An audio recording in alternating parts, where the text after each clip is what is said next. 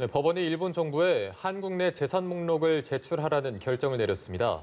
앞서 지난 1월 일본 정부를 상대로 손해배상 소송에서 승소한 위안부 피해자들이 낸 신청을 받아들인 건데요.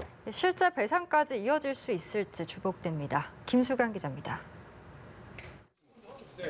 지난 1월 법원은 고 배춘희 할머니 등 위안부 피해자 12명이 일본 정부를 상대로 제기한 손해배상 소송에서 할머니 측 손을 들어줬습니다. 1인당 1억 원을 배상하라는 판결이 내려졌지만 일본 정부는 무대응으로 일관했고, 이에 할머니들은 일본 정부를 상대로 한국 내 재산을 공개하라는 재산 명시를 신청했습니다. 실제 압류 가능한 일본 정부의 재산을 확인한 뒤 배상금을 받기 위한 절차인 셈인데, 법원이 이 신청을 받아들이며 일본 정부의 한국 내 재산 목록을 공개하라고 명령했습니다.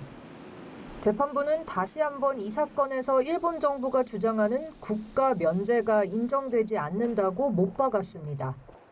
또 강제 집행 실시 이후 발생할 수 있는 대의관계의 악화, 경제 보복 등의 국가 간 문제는 행정부의 고유 영역이고 사법부 영역을 벗어난다며 법리적 판단만을 하는 것이 마땅하다고 밝혔습니다.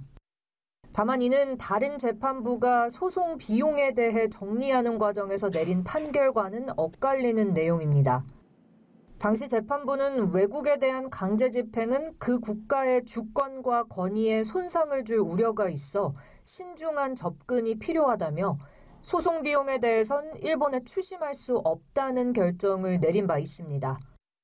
일단 배상금 부분에 대한 강제 집행 절차는 착수된 가운데 피해자들에 대한 실제 배상까지 이어질 수 있을지 관심이 모입니다.